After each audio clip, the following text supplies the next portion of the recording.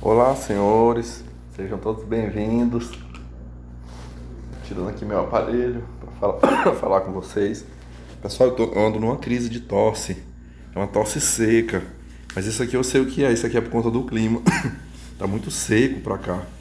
Meus amigos, como tem estado quente esses dias aqui, nossa. Quer ver? Deixa eu olhar bem aqui a temperatura. Nesse exato momento eu falo com vocês às 19h38 da noite. Deixa eu ver aqui. Ó, hoje nós tivemos aqui 37 graus. 37. Nesse momento tá 32. Enfim. Quente, meus amigos. Quente, quente. Mas vamos lá, pessoal. Um inscrito meu, no dia 6 de agosto, ele me mandou um e-mail. Ele já me cobrou 2 vezes a leitura desse e-mail aqui, eu nunca fiz. Aqui eu vou fazer. Aqui, por que ele me mandou esse e-mail? Porque foi bem naquele período que eu tava.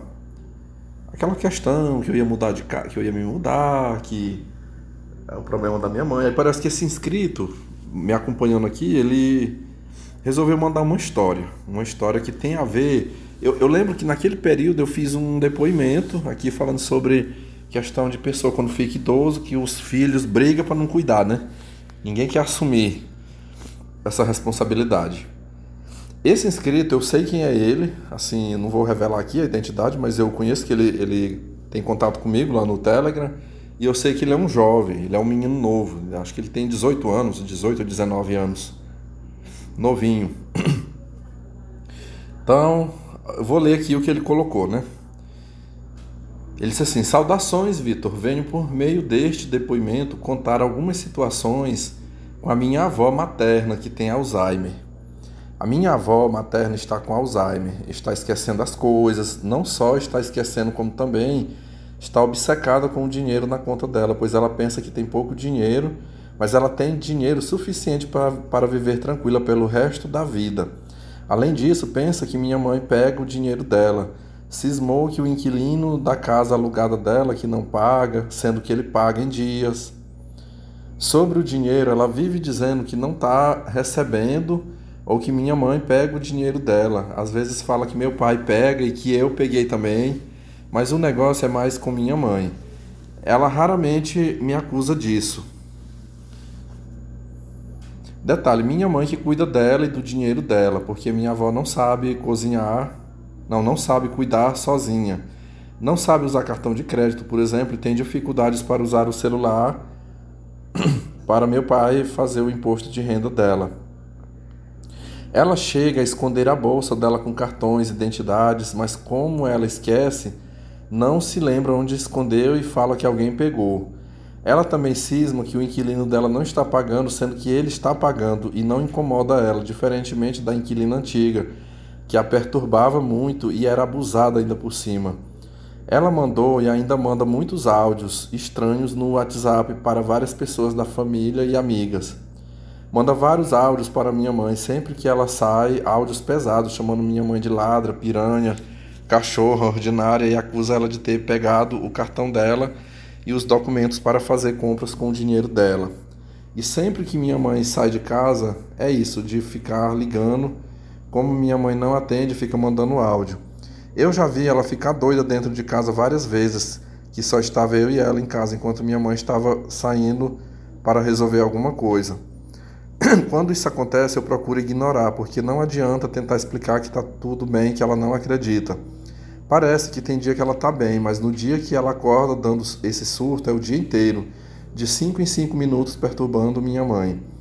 Também já teve caso dela estar bem e do nada ter esses surtos. Eu lembro de um dia que ela tinha saído com minha mãe para caminhar e eu fiquei em casa sós.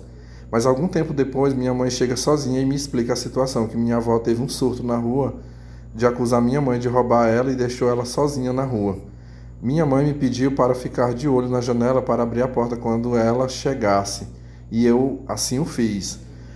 Quando ela chegou, ela me pediu licença, passou por mim, já chegou gritando, xingando e acusando minha mãe dessas mesmas coisas de sempre.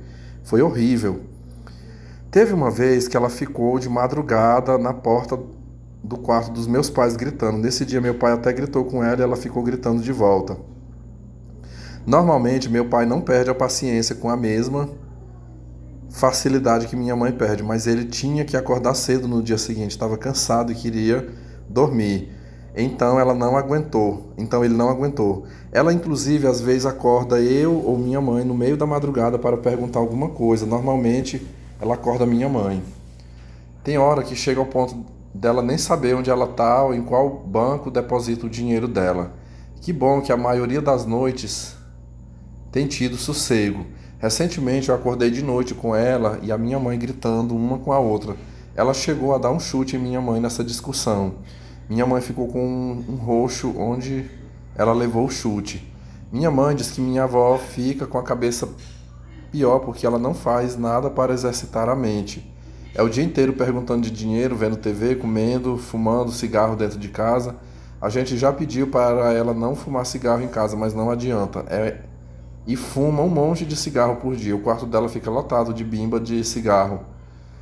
Sempre que vejo ela fumando, boto ela para fumar no quintal, porque cheiro de cigarro é horrível. Hoje eu peguei os cigarros dela sem ela ver e os escondi na minha gaveta. Vamos ver se vai adiantar. Eu posso ser o menos afetado nessa situação toda, tendo em vista que ela 99% do tempo cisma com minha mãe, mas isso me estressa às vezes também, porque isso tira o sossego de dentro de casa. Se eu for contar todos os incidentes que já aconteceram, vai dar umas 200 mil linhas. Ao jovem aqui que me mandou esse relato, primeiramente, perdoe-me a demora, né, em respondê-lo, foi correrias do trabalho, minha cabeça também que andou uns dias aí muito ruim, mas eu já tô, vamos dizer assim, eu tô voltando mais à normalidade, né, a minha sanidade mental. Mas que bom que hoje eu tô podendo aqui estar gravando. Eu acredito 100% no que você me relatou. Por quê? Porque eu já acompanhei alguns casos. Parecidos com esse aí. Olha, aqui na avenida que eu moro, um quarteirão antes do que eu moro, vamos dizer assim, se eu estiver na frente da casa, o quarteirão do lado esquerdo. Mais adiante, tem uma senhora, inclusive amiga minha. Eu não sei, eu estimo que talvez hoje ela deve ter já quase seus 70 anos, essa senhora. E eu me tornei muito solidário a ela muitos anos atrás, porque ela passou uma dor muito grande. Ela perdeu uma filha assassinada. Tipo assim, o genro matou a filha dela na vista das meninas, da neta, né? Eu acho que eu já até contei esse caso aqui. E essa mulher sofreu muito, pessoal, muito, muito. Hoje ela já tá bem melhor, mas foi, assim, acho que a pior dor que uma pessoa pode sentir. Sofreu muito, muito mesmo. E eu sempre, quando eu vou pro Maranhão, eu gostava de trazer coisas para ela. Trazia azeite de coco, trazia sabão de coco. Ela gosta desses trem. Eu trazia porque eu achava ela muito triste, aquela mulher, sabe? Depois da fatalidade que aconteceu na família dela. Aí eu tentava animar ela trazendo essas coisinhas de lá, né? Que eu sabia que ela gostava. Então assim, veja que não é uma pessoa qualquer, é uma pessoa que eu tenho contato. Às vezes eu encosto. Ela tem um quintal grande na casa dela, acho que é mais de um lote. Eu sei que ela tem uma criação de galinha, de vez em quando ela me dá uma galinha caipira. Tem vezes que eu vou passando assim, quando eu vou fazendo caminhada, ela, meu filho, encosta aqui, ó, venha você ou então sua mãe aqui que eu tenho uma galinha aqui pra vocês. Ela já me deu galinha, eu vivo numa troca de presentes com essa senhora, sabe? Ela já me deu roupa de presente, perfume... Mas assim, pessoal, não é sacanagem não, ela praticamente ela tem idade de ser minha avó, praticamente. Então assim, eu tenho essa boa amizade aí, olha, muito tempo atrás, eu acho que vamos botar assim, como se fosse talvez uns 8, 9 anos atrás, de repente eu vi ela com uma idosa. Eu já tinha visto essa idosa na casa dela, uma velhinha. Essa senhora que eu estou falando aqui, o caso, ela é branca. Branca mesmo, sabe? Parece uma alemã. E a senhorinha mãe dela, de bem mais idade, também era branca, muito branca. Acho que eles são, eu imagino que deve ser descendente de alemães, talvez. Eu já tinha visto aquela idosa na casa dela. Aí quando foi um tempo, vamos colocar assim, sei lá, ali no ano de 2012 ou 2013, de repente eu percebo essa senhora sempre na casa, às vezes sentadinha ali numa cadeira. Imagine, sei lá, 10 anos atrás, talvez essa senhora tivesse ali beirando uns 60 anos e a senhora mãe dela já tivesse uns 80 e poucos, né? Tava bem idosa mesmo, magrinha, é o tipo daquelas vozinhas que a gente vê em algum lugar, né? Tomando mingauzinho, sentada ali, e um filho ou uma filha cuidando. Até que um dia eu perguntei pra ela, né? Eu falei assim, eu digo, essa senhora, eu digo, sua mãe tá aí morando agora com a senhora? Ela é, meu filho, porque no caso a mãe dela ela morava só, tipo assim, morava só no estado do Tocantins. Eu vou deixar quieto aqui onde que era a cidade. Ela me falou a cidade. Aí ela pegou Alzheimer. Ela tá com Alzheimer e aí não tinha mais condições. E aí aí a velha história, pessoal. Os filhos, ninguém quer cuidar. Ninguém quer essa responsabilidade. Aí ela acabou pegando, né? Como ela já era aposentada, acho que era a filha mais velha, aí trouxe. Primeiro botou dentro da casa para morar. Pessoal, passou-se algum tempo. Numa das ocasiões que eu andei, eu vi uma construção, uma casa no fundo do quintal. E aí ela me contou, um dia ela se abriu para mim. Ela falou: olha, eu cuido de mamãe, mas assim, eu tô que não aguento, sabe? Eu tô que não aguento mais. Aí eu botei. Ela falou assim que construiu 2 cômodos de casa no fundo do quintal e botou a idosa lá.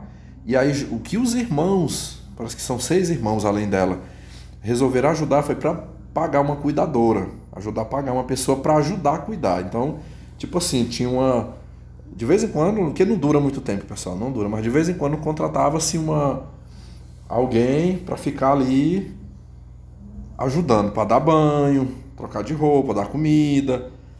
Mas assim, pessoal, tudo que esse moço aqui comentou no e-mail dele aqui para nós, foi o que eu também ouvi dessa senhora. Essa senhora chegou a me mostrar hematomas no corpo dela, de agressões físicas, que ela era idosa, mas ela caminhava, ela sabia se, assim, ela morreu, pra vocês terem, esse povo vive muito, pessoal, vive muito. Dizem que o Alzheimer, eu já vi muita gente falar que o Alzheimer não demora muito para matar, mas eu acho que é mentira. Por exemplo, minha avó materna morreu de Alzheimer. E foi 4 meses, assim, quando diagnosticou até o falecimento, foi 4 meses. Mas tem casos que duram muito tempo. O caso dessa mulher aqui, dessa minha vizinha, foi quase uma década ela cuidando. Não tem 2 anos que essa velhinha morreu. Deve estar com 1 ano e meio, mais ou menos. Que ela faleceu. Morreu, acho que com 92 anos, parece. Viveu muito. Mas foi uma temporada, quase uma década, ela com esse Alzheimer. Pois, olha, tudo que o jovem aqui relatou, eu ouvi dessa senhora. Ela comentando, olha, me xinga de tudo quanto é nome, pega pedaço de pau pra me tacar, inventa que eu tô roubando o dinheiro dela, que eu tô maltratando ela, que isso e aquilo, sabe? Então, assim, olha, não é fácil. Não é fácil, não é fácil, sabe? Esses dias eu coloquei na aba comunidade que eu ia fazer que eu pretendo, né, fazer um conteúdo onde eu vou estar abordando algumas situações de dependência emocional. Não assim, eu dando uma de doutrinador, não é isso. Mas é assim, mostrando casos, olha, tem a minha situação, mas tem N situações por aí afora, coisas que eu nunca tinha parado assim para raciocinar, né? Eu vou deixar para aqui, eu vou tentar pegar uns áudios da doutora Cássia Rodrigues para abordar para que fique assim, não é a fala do Vitor. Não é o Vitor que está pregando isso aí, é uma profissional da área, né? Eu acho que eu não tenho cacife ainda para vir aqui fazer um vídeo, eu explicando esse tipo de coisa, não. Mas a gente pode se respaldar na fala de outros, né? De outras pessoas que têm mais propriedade. Então, teve o caso dessa vizinha aqui que eu falei, mas ela... Pessoal, é aquela coisa, depois que a pessoa pega uma responsabilidade dessa para cuidar, eu vivenciei isso na minha pele, agora recente, né? Passei por um teste, agora recente. Mas assim, geralmente quem pega para cuidar, um pai ou uma mãe depois de ficar um tempo, é muito difícil para a pessoa não continuar. Eu já vi casos assim da pessoa revezar, eu já vi casos de irmãos que se revezaram com a mãe, por exemplo, doente com Alzheimer ou com algum outro problema. Aí passava um período, uns 2 meses, 3 meses na casa de um, aí depois leva para casa do outro, para não ficar cansativo. Mas isso só acontece quando são irmãos unidos. Quando são irmãos unidos, assim, que tem aquela solidariedade uns pelos outros, aí faz dessa forma. Quando é família disfuncional, cai nas costas daquele que tem um pouquinho mais de empatia e os outros que é distância, sabe? Ninguém quer nem saber dessa situação. O caso do jovem aqui, ele não explicou aqui se a mãe dele é filha única. Ele não esclareceu, né? Me pareceu que seja filha única, mas se ele disser depois que tem outros filhos, mas não querem cuidar, para mim tá dentro da regra, é normal. É o que acontece na maioria dos casos, né? Só fica nas costas de um. Vamos lá, eu vou tentar pontuar. Eu quero só endossar aqui os casos. Ó. Teve o caso da minha vizinha aqui, cuidou até quando ela morreu, mas sofreu muito cuidando dessa senhora. Eu me lembro do meu avô, eu acredito que o meu avô paterno, pai de meu pai também, ele teve Alzheimer, só que foi num curto espaço de tempo. Foi assim, tipo, menos de um ano até o falecimento dele. Mas eu ainda lembro nos últimos meses, sei lá, ali nos 3 ou 4 últimos meses de vida dele, quando ele estava convalescente. Era aquela coisa, melhorava um pouquinho, piorava, melhorava, piorava. E assim, eu lembro dele fazer esse tipo de acusação. Ele acusava os netos, acusava os filhos, sabe? Xingava as filhas que estavam cuidando, sabe? Eu lembro de uma ocasião que eu fui... Ele estava na casa da minha tia aqui, uma irmã de meu pai que mora aqui na mesma cidade. Essa minha tia foi quem praticamente cuidou dele ali até ele falecer. E aí ela reservou um quarto, né? Um quartinho para ele, um quarto mais aberto, assim, e ele ficava dentro de uma rede. Ele já com 87 anos, o meu avô. Quase nada de lucidez. Aí eu cheguei, botei uma cadeira ali, fiquei perto da rede ali, né? E aí ele falando assim... Pelo menos meu nome ele lembrou. Ele, Vitor, meu filho, você acredita? Aí ele citou o nome de um primo meu, sabe? Um primo que morava aqui na época. Olha, o fulano de tal, ele tá vendendo meu gado todinho lá da roça, sabe? Ele roubou meu dinheiro, eu tinha um dinheiro bem aqui na carteira, foi ele que pegou. Pessoal. Aí eu ficava assim, eu digo, foi mesmo, vô. Mas assim, eu não sei, pelo menos nós aqui a gente não levava em conta, sabe? A gente não levava em conta essas coisas que ele falava, porque a gente era perceptível que ele não estava no estado normal dele, sabe? Por exemplo, a minha tia que cuidava, que era a que estava cuidando ali o tempo todo, dentro da casa dela, fazendo comida, dando banho nele, ajudando ele. Aí citava o nome dela, né? Que não vem ao caso aqui. Essa ladrona, ela tá vendendo meus gados. Pessoal, eles têm um foco. O caso desse rapaz aqui não é o primeiro. Eles têm um foco na questão dos bens. Eu tenho pra mim, assim, que são pessoas que durante a época que eles eram lúcidos, eles eram muito apegados. Por exemplo, meu avô era muito apegado com as coisas dele lá da roça. Então, aí quando a mente degrada desse jeito, né, perde a lucidez, mas algumas funções estão ali, né, latente, as funções do inconsciente. Aí se manifesta de maneira mais aflorada, fala mais do inconsciente do que do consciente. Porque se ele fosse falar consciente, ele não falaria essas coisas, ele não faria essas acusações. Mas ele manifesta os desejos do inconsciente. E aí não tem lógica, não tem censura, né? E aí fala mesmo, né? Então, assim, eu ouvi isso.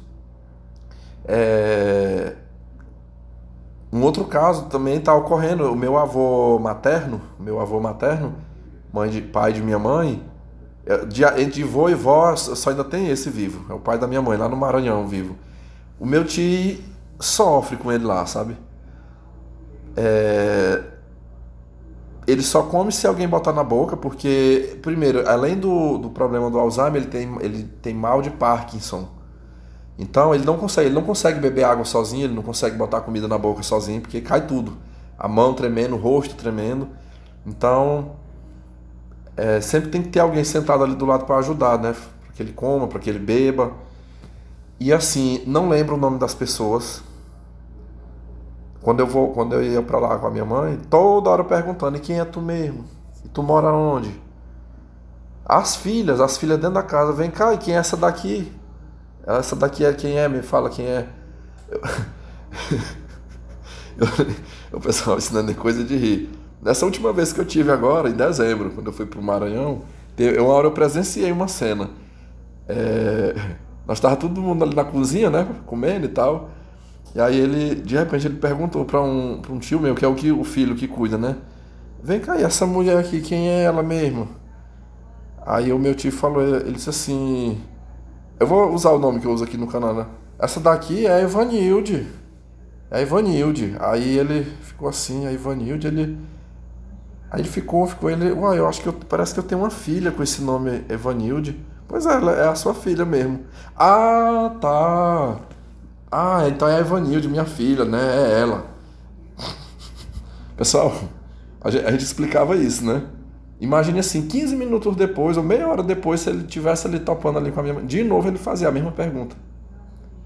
Quem era? Com todos nós ali, sabe? Perguntando quem era, de onde que a gente ia. Então, acabava que virava rotina, a gente nem importava mais, assim, E a questão de noite, pessoas que têm Alzheimer, eles não gostam de ficar dentro de casa, quer sair, idoso, né? O idoso com Alzheimer quer estar na rua, o portão tem que ficar o tempo todo trancado. Em São Luís, onde moram outros parentes meus lá, por parte de minha mãe, tem um idoso com 90 anos, 90, 91 anos, já há muito tempo com Alzheimer, a porta da rua tem que ficar o tempo todo trancada, senão ele foge. E quem andar pelado, esse lá de São Luís tira a roupa, meu avô tira a roupa, sabe? Meu tio já aconteceu de ter que buscar ele na rua, andando pelado na rua. O pessoal liga, avisa ele, olha, o seu pai tá peladinho aqui na rua andando. Então assim, é trabalho, meus amigos, é trabalho. Aí, o que acontece? Existe a opção de levar para um asilo, né?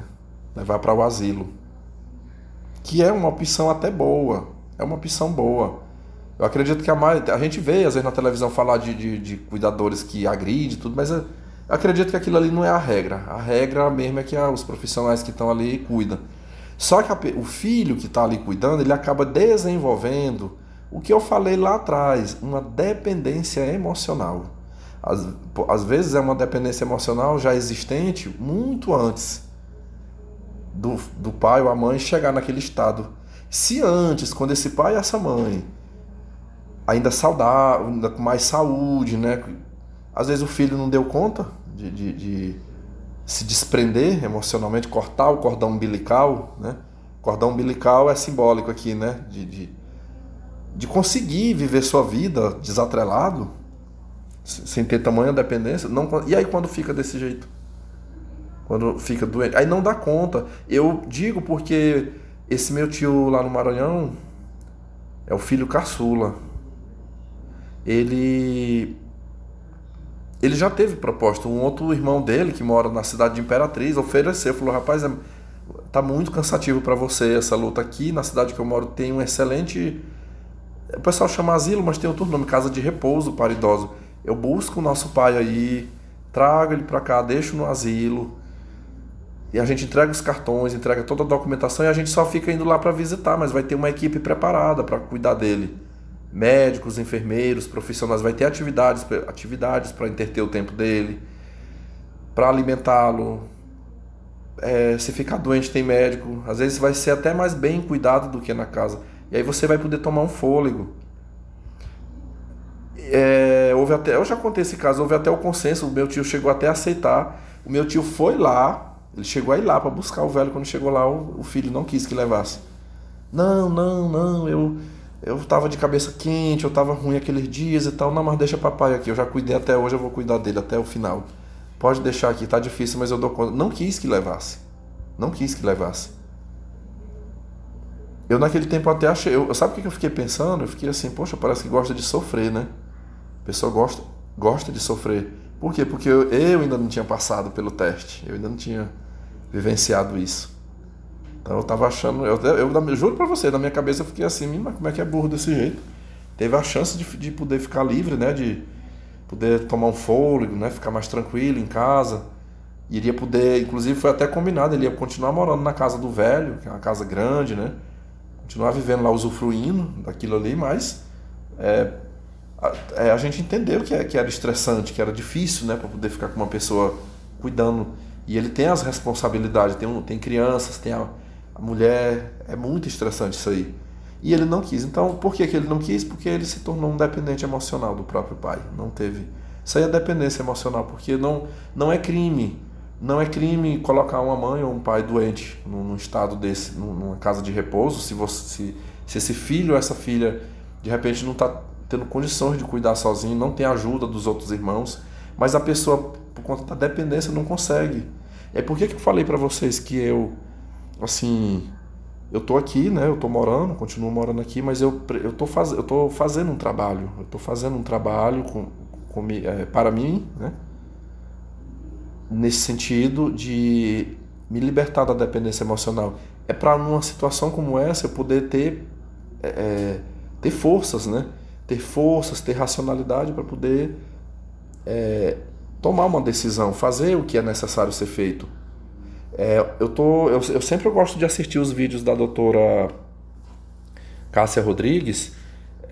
Hoje eu vi um vídeo dela, ainda nem assisti esse vídeo, mas tem um vídeo dela que estava escrito assim, ó. Dependência emocional, baixa autoestima. Ou seja, só é dependente emocional quem tem baixa autoestima. Eu digo, olha, então tem a ver comigo, né? Com certeza minha autoestima não está bem trabalhada aí. Então, ao jovem aí que nos enviou, eu deixo em aberto aqui, né? Se você quiser depois fazer um segundo momento, quiser até gravar uma hora comigo, não sei. Eu vou deixar em aberto aí para você. Assim, ficou uma dúvida, né? Sua mãe é filha única. Sua mãe algum dia já pensou na possibilidade de colocá-la numa casa de repouso? Eu que tô... assim, a gente vê o caso do outro, a gente tem um olhar. Quando a situação é com a gente, aí o negócio é diferente, né? O cérebro não processa da mesma forma, a gente encara de forma diferente, né? Mas eu digo assim, olhando uma situação de fora, eu pensei, né? De repente, se tiver muito estressante, muito difícil, para que a senhora, sua mãe, cuide da sua avó nesse estado, seu pai sofre a questão do sono, sua mãe já foi agredida, tem toda essa situação, e aí você estuda e sofre, você mesmo citou que você sofre com essa situação. Será que colocar a sua avózinha numa casa de repouso, uma casa de apoio, ainda nem que seja particular, com uma equipe treinada, uma equipe que vai estar lá sendo pagos para acompanhar isso aí, vocês estarem ali, né, dando uma assistência, mas não dentro da mesma casa, para que vocês tomem fôlego, para que vocês possam tocar a vida. É muito estressante uma situação dessa. Olha que a minha situação aqui, que eu descrevi tempos atrás, ainda está longe de chegar nesse nível aí. Eu não tenho problema aqui, igual eu repito, eu não tenho problema aqui de violência física, nem verbal. Já teve, né? No passado teve muito, mas hoje não tem, não vivencio mais esse drama. Veja que é uma questão de ficar ali, né? Me pirraçando, me matando na unha. Eu fiquei como eu fiquei tempos atrás e uma situação dessa. Olha, são pessoas, é um descontrole constante, sabe? Suga demais quem tá ali perto. A minha tia que mora aqui, que cuidou do meu avô, ela cuidou, mas eu achei até que eles foram unidos, os outros meus tios. As filhas, mulheres, sempre se revezavam aqui, elas sempre vinham. Eu tenho uma tia que mora no Rio de Janeiro, que ali os últimos 2 anos ela ficou vindo com muita frequência aqui. Às vezes ela vinha, ficava 2 meses, aí voltava para o Rio de Janeiro, passava mais 2 meses, 3 meses, voltava de novo. Aí vinha, ficava bem ali na casa do meu avô. Cansei, às vezes eu ia para lá de noite, eu via ela fazendo mingau, dando mingauzinho para ele comer, lavando as roupas dele. Eu tenho uma outra tia que mora, no Tocantins e outra que mora no Maranhão, filhas dele. Essa minha tia do Maranhão também vinha, a outra do Tocantins vinha. E ali elas iam se revezando. Isso, estou falando só das filhas mulheres, né? Meu pai também ajudou muito, o outro meu tio que mora aqui também. Então, essa coisa de ficar revezando, o ponto central era a casa dessa minha tia aqui, mas sempre eles vinham. Aí folgava um pouco, né? Enquanto tinha um ali ajudando a cuidar, minha tia ia cuidar das outras coisas dela. às vezes ia ver coisas lá na chácara, enfim. Aliás, eu fazendo uma correção, eu falei que o ponto central foi na casa da minha tia. Na verdade, o ponto central foi nos últimos meses, né?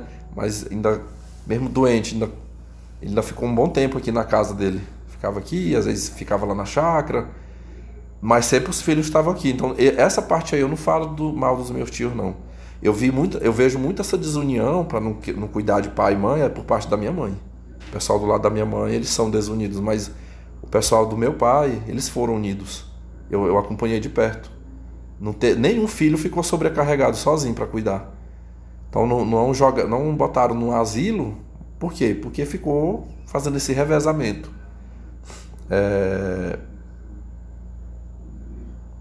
Quando isso acontece, de haver essa união, aí dá para cuidar, né? Mas pense ficar só nas costas de um. Eu fiquei com pena da mãe desse rapaz aqui. Meu Deus do céu, é dose, viu?